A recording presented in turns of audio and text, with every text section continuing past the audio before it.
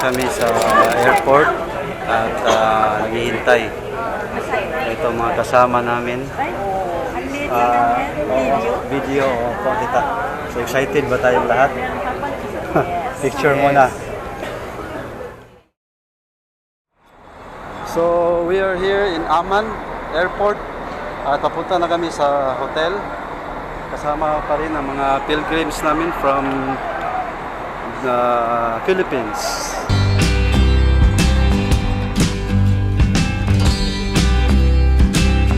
Hi. Welcome to Jordan, ladies and gentlemen. Thank you.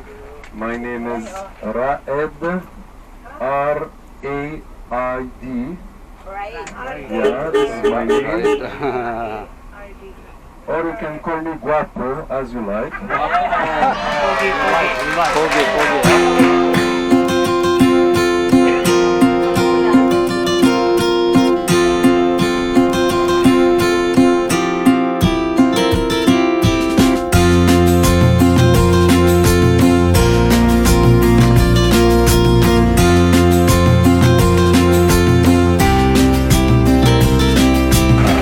Kami on the way to St. George, malapit sa Mount Nebo, malapit sa Mount Sinai. So, bisitahin namin ang mosaic map na makita sa loob ng St. George. So, ito kami sa kanilang city, isa sa mga cities sa Jordan.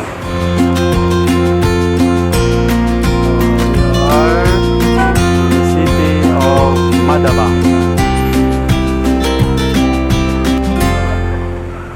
Ito sa harap ng St. George Church, mayroong restaurant na Darna, kaya hindi madaling malimutan ng mga tao.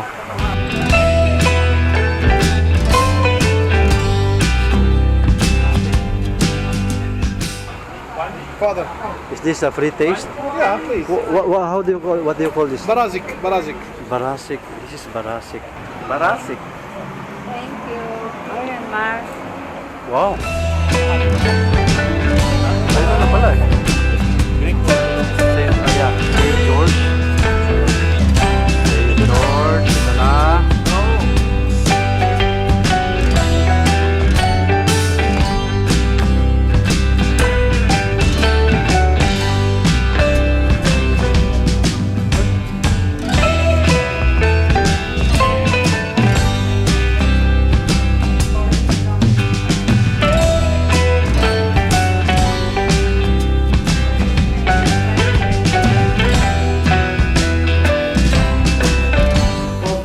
Mahal kita.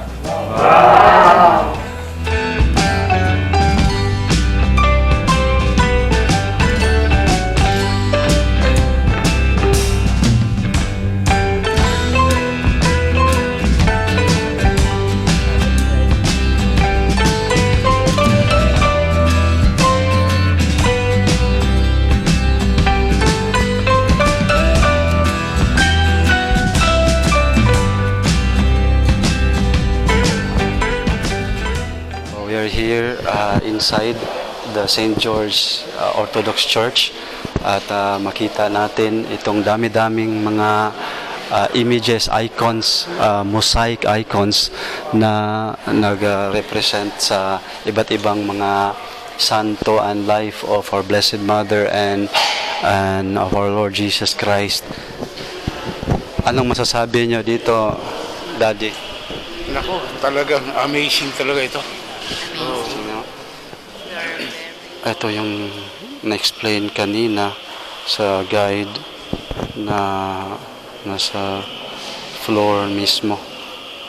Dahil sa pillar, kaya ito na putol. Pero 150 places mentioned in the Bible ay nandito sa mismong map. Ito maganda. 12 apostles. Yan sa kanila, yan yung version nila. Makita natin. Our Lady of Perpetual Help. Ito yun. It was rebuilt in the walls at the end of the 19th century.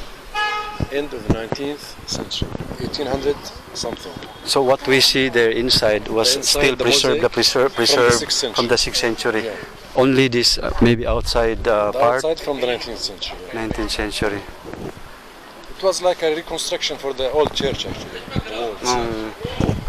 Was it destroyed This is from the 50%? This is from the 6th century. This is original. Ah, this is a pillar. No, this is a pillar, right? Yeah, and the other one from the side.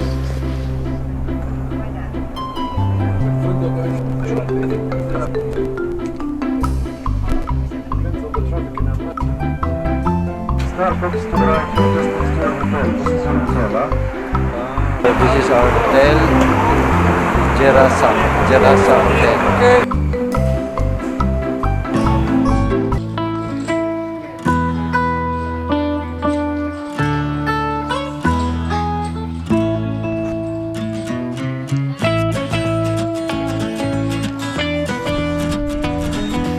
Wow, dito, ibang tables. Gawa na lahat sa mosaic.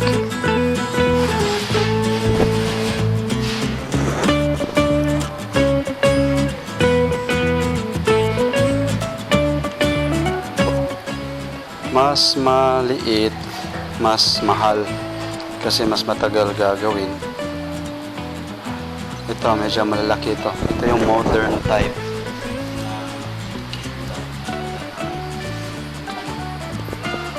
Ito, napaka-liit. Jesus, the Traveler. Ito yung famous ata na walang doorknob ang pintuan.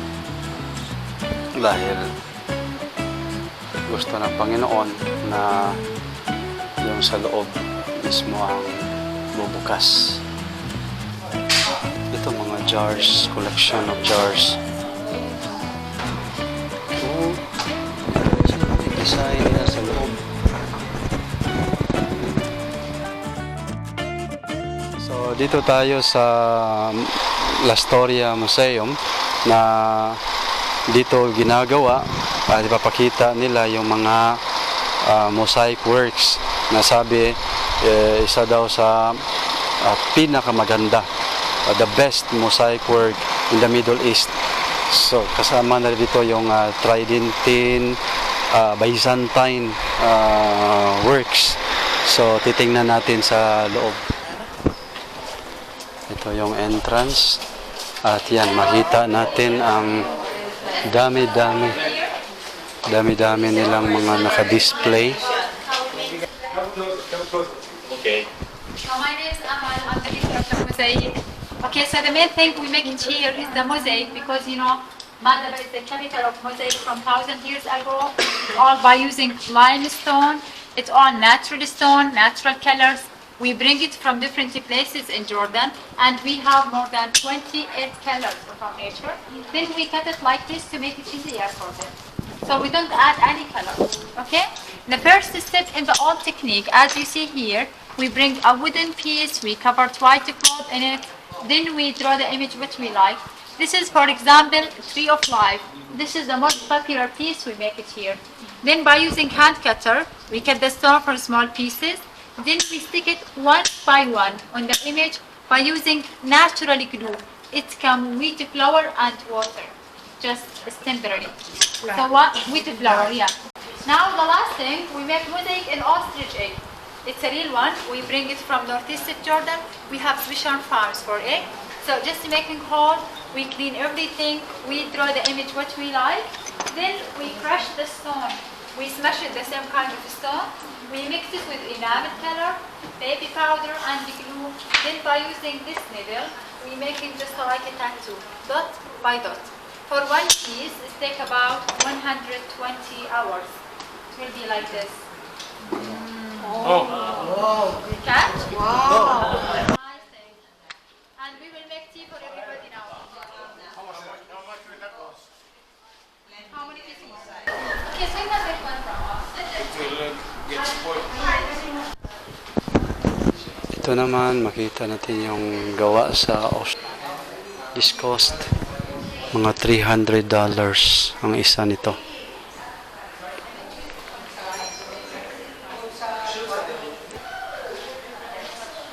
Ito mga beauty products ata to. Dead Sea products.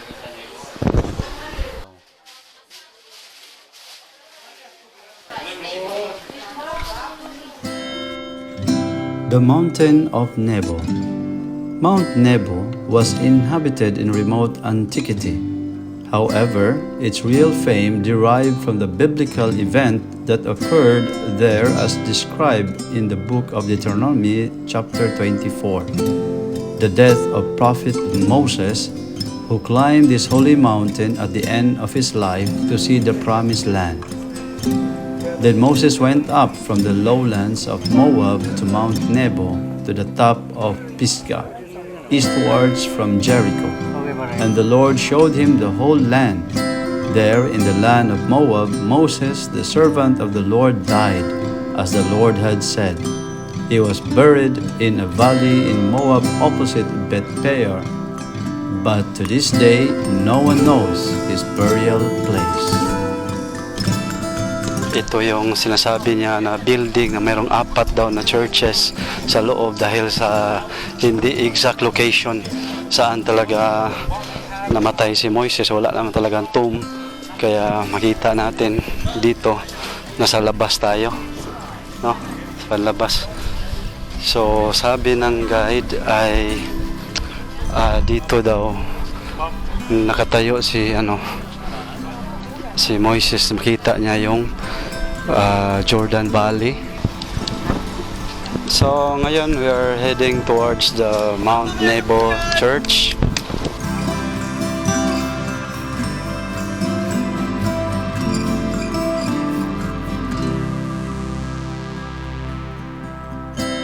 This is the snake and the stick of Moses, the symbol of Moses.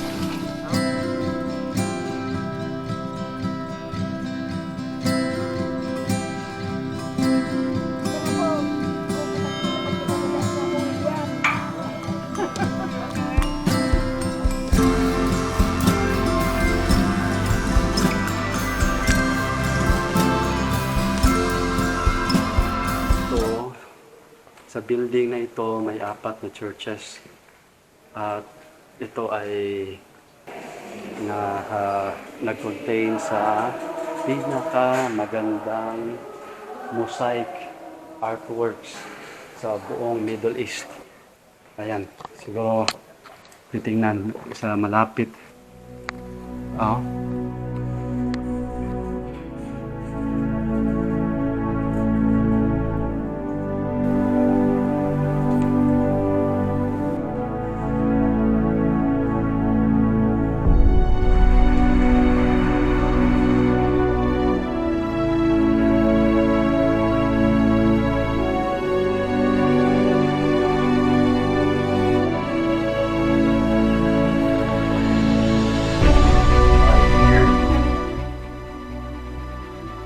Renew our baptismal vows. The renewal of baptismal vows is not done once, it's done every day. The same thing with marriage. When you're married, you pronounce your marriage vows, but every single day you renew your marriage vow. Treasurer, come here. Meron pala treasurer, no? Nasa kanya barya. Mga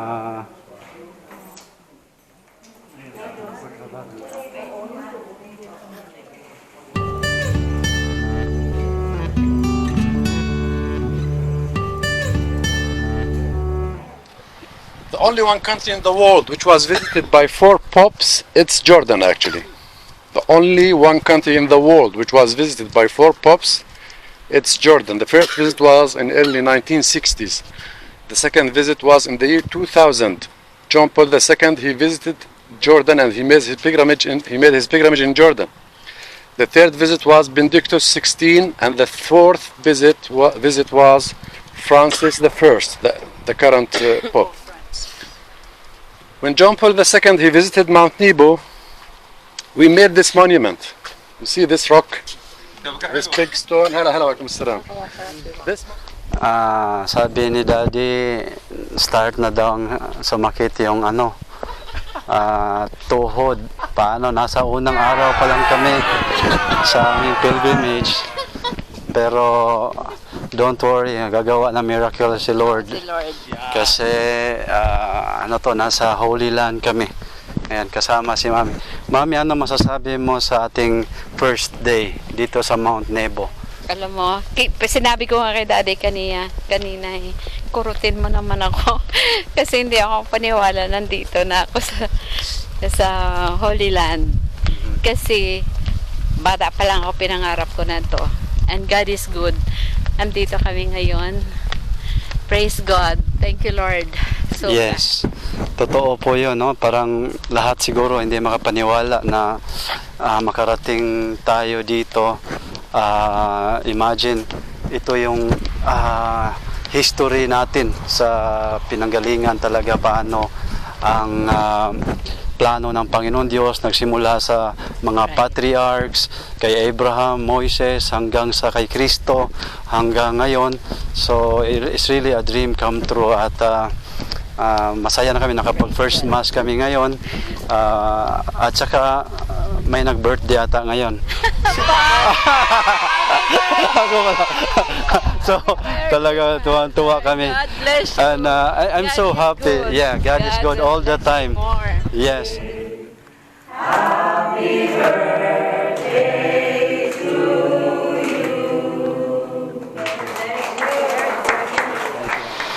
Ayan yung guide namin, our guide. the last one, huh? Guapo. Hi, Guapo. That's guapo, ha? That's guapo. This is the most handsome Tour guide in Guide. Jordan. Tour guide in Jordan. Jordan. That's Thank very you, true. sir. His name is Guapo. Guapo. Oh, Slimat Maganda, Slimat. Yes. Thank you.